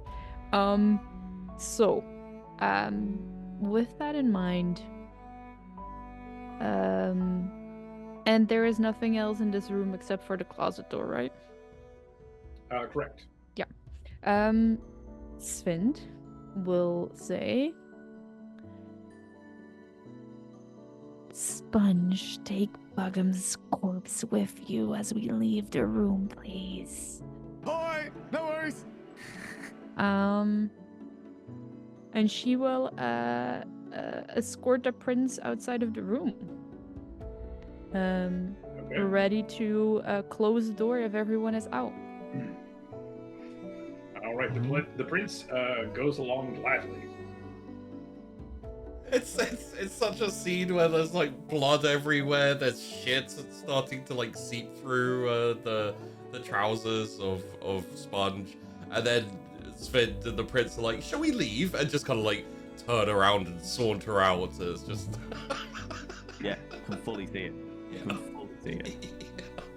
I'd like to inform you that everyone was very useful in this entire fight, and Sven basically kneeled down, tried something, it didn't work, and just stood back up and was Yeah. like, I've done all I can. It's in the hands of fate. Done my bit. Also, Rose, nothing happened to that dagger, did it? No, there's nothing- Here! Yeah, just oh God, I forgot about that.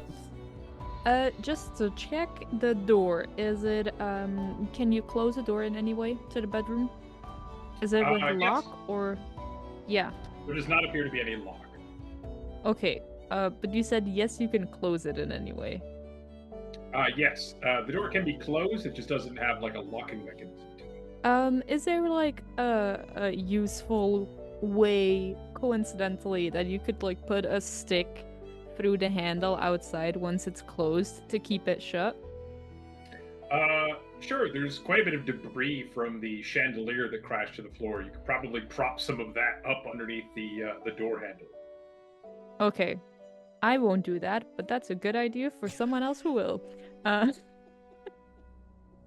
So once the prince is outside, I will also wait, and I will keep ready to just close the door when everyone is outside, though.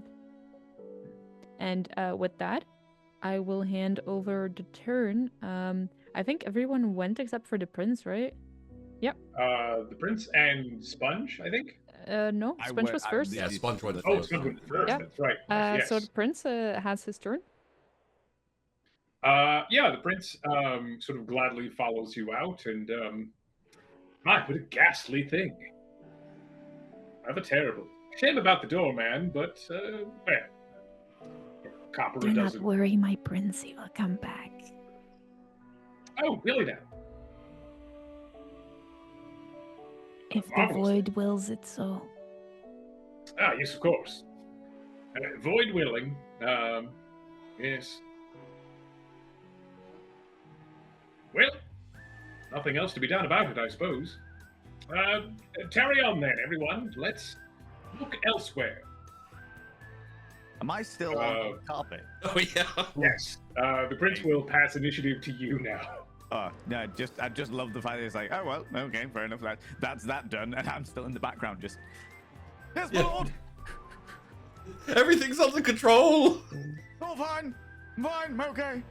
I'm gonna grab the dagger that the prince threw down, and try and drive it through this thing's head, just to pin the last thing onto the ground. Just like, You killed the prince's doorman.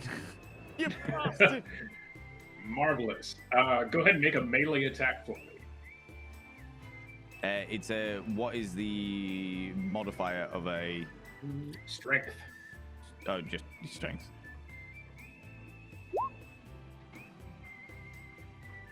Oh, 5. That's a 5. Oh wait. Can I use my omen to re-roll there? Ooh. You certainly can. Nice. Okay, so I'll do that. You died for this, Bugger. Sick. Oh, one extra. The difference maker. You do manage to sort of like find a soft spot between the furs. You sort of like pin it into the floor, but it doesn't seem to be doing any damage. The beast is just as viciously thrashing, but now it does seem largely immobile. Its head sort of like clacking against the guard pinnings of the dagger. Oh, could I? Snarling there on the floor. Could I ask for a slight, like, addition, which is essentially it still has my other hand in its mouth, like, you know, almost like corks, kind of, stopping it from biting people. Well, certainly bits of you are strewn about, your internal viscera dangling like so much meat pasta. Yeah. Just throughout its variety of weird teeth. Perfect.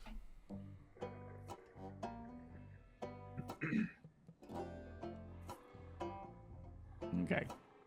In which case, that is me trying to follow my lord as I am wrestling my way off this creature. Is everybody else out of the room? I asked you to take Bugham's corpse. Oh, shit. No, I would do that as well. In which case, You could probably just grab me by the leg and drag me. You've got to understand the way that Sponge works. Right. All right? Sorry. Yeah. Sponge is not just going to carry his corpse. Sponge is going to be like, right, I need to find a way to drag the corpse along because Bugham is not worthy of sitting on the chair. True. And therefore, he's going to be looking around for, like, a curtain tie or something that he can grab, like, Bugham's corpse and drag it along behind him. Oh yeah, the four-post bed has a number of like draperies and curtains and sheets that you could use as a sort of impromptu like netting to grab Bugham. Yeah, in which case that's exactly what I'm going to be doing. I'm going to be like shuffling back off the thing, trying to grab whatever tapestry hold that I can get, and then scrambling my way over to Bugham's corpse. Wrapping me up and. Yeah. Which I believe would probably be about as effective as desperately trying to stand up on a waterbed. Just... Very similar experience. And I'll pass over... Is anybody left in the room? Gruten, right? I am. Yeah. Okay, I'll pass over to Gruten then, because it makes more sense for him to go before the rug. Yeah. In this scenario, if everyone's leaving the room. Yeah, I mean, I wouldn't leave. Yeah. We're all leaving, yeah. I stumble scared, like, just visually scared and just stumbling into walls, looking at the creature, afraid it's gonna just back and head towards the door. Wait for me, my prince! How? Amazing. Mm-hmm. Marvelous. And then, yeah, what do you send it to Bugham? What's the? Yeah, Bugham doesn't have much to do anymore. Yeah. Yeah, Bugham is effectively out of the. Bugham being dead is out of the initiative, and with the rug sort of pinned down on the ground, I'll give all of you sort of just a free moment to evacuate from the room as the creature sort of snarls and struggles and tries to break free of its binding. Cool.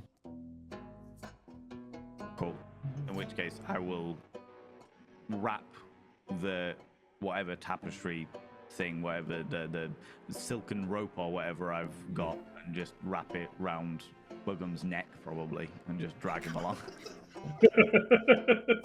I swear to God, yes, classic firefighter technique. if my head comes off, like.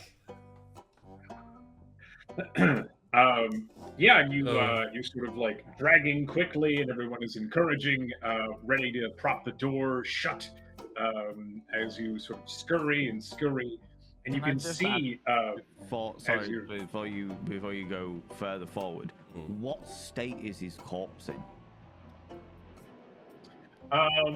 Even in death, Bugham's corpse is still sort of like unnervingly kind of like clean and beautiful. None of his blood spattered onto himself. You know, even the sort of like veins and viscera and bone sticking out has a certain sort of like aesthetic flair to it. You know, he's sort of like like an Art Nouveau figure in repose, even in death. So he's lost one hand from the previous one. Has he lost his other arm from the rug? So he's now Stumpy McGee. Like he's I think it kind of. I'm not sure exactly. I was imagining it came off kind of like here, like so, Okay. around about the same.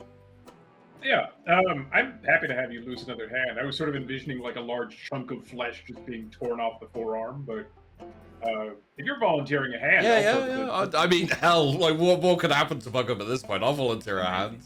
All right. A beautiful, just sort of visceral hunk of sinew and flesh and bone sticking out where it ought not be sticking out. Amazing. Amazing. Cool. All right. I just wanted to check. I wanted to make sure that when, like, if he gets resurrected, if he gets brought back from the dead, we all know what state he's in, whether he needs to sew in internal organs or whether he has his arms or whatever. So I just want to double check. Yeah. Cool. Yeah. In which case, yeah, carry on. I'll drag him out. Marvelous.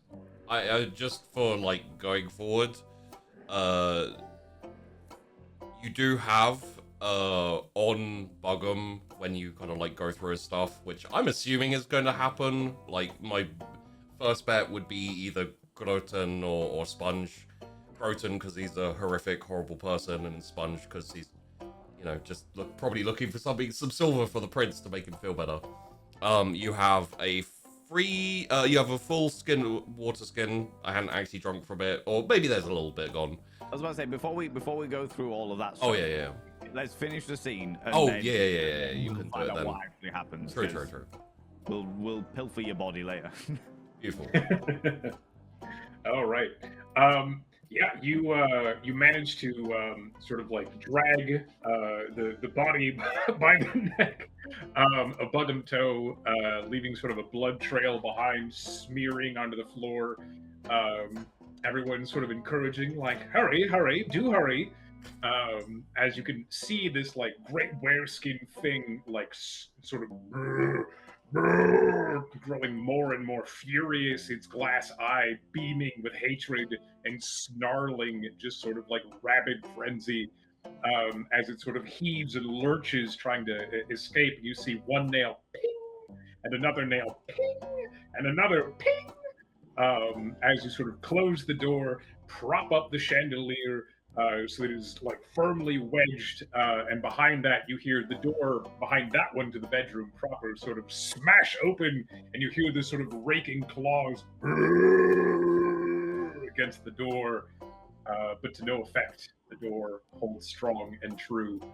The scraping continues unrelenting. Amazing.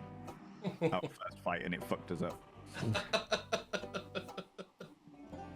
And someone smells like shit. Oh Yes. it is potent.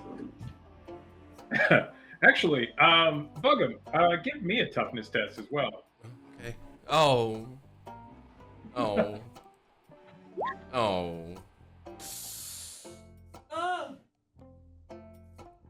That's a 1. That's a 1. I mean, I rolled a 3, but it's a 1. Yeah. Sponge, your having shit yourself is a little more discreet, but Bugum's corpse leaves both a red and a brown trail as you drag it across the floor. Nice. It smells absolutely rancid. You entire lot. You are afflicted by effluvium. The genuine worst thing about this entire situation is the fact that Sponge was definitely going to steal Bugum's trousers. My final revenge. It's like, never mind. Yeah, you swaddle Bugum's corpse in all the drapery, and bring everyone down into the library to kind of reconvene for a moment, reassess.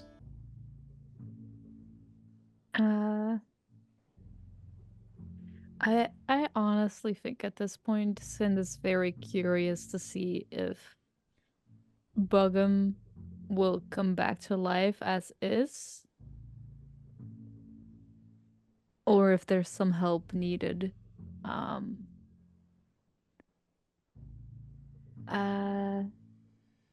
To that end, Bugum, Yes. you proclaim your last words, You feel the searing pain of the world sort of turn to like a shrill, piercing numbness. You feel everything become cold and distant and far away, slipping into some sort of terrible void, a darkness beyond a darkness, an emptiness beyond emptiness. But you feel something of an odd invitation. You feel a welcoming back, should you choose it. You feel that there is a path in either direction before you to slip away or to return briefly, only for tonight.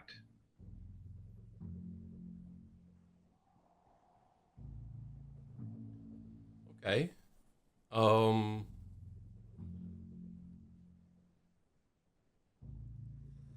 I have a question. Yes. Because Buggum, he's been through a lot. And Yes. the entire time he's been trying to get away from these people. Mm-hmm. I feel that Buggum would be like, hell no, I'm not going back to those crazy assholes. However, there is the possibility of, unfinished business, etc.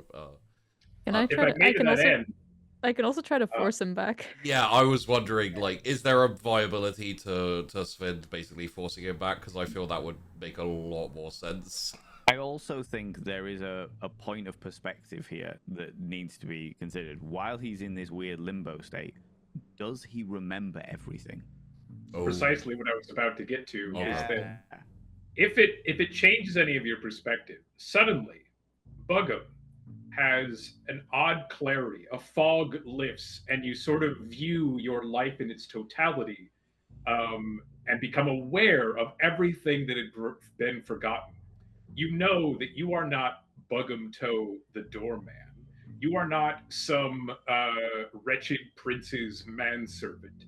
You are a fearsome and formidable flesh crafter. You are the engineer of the prince's demise and destruction. You are the one meant to bring him woe and damnation like none other could conceive. And your plot is not yet through.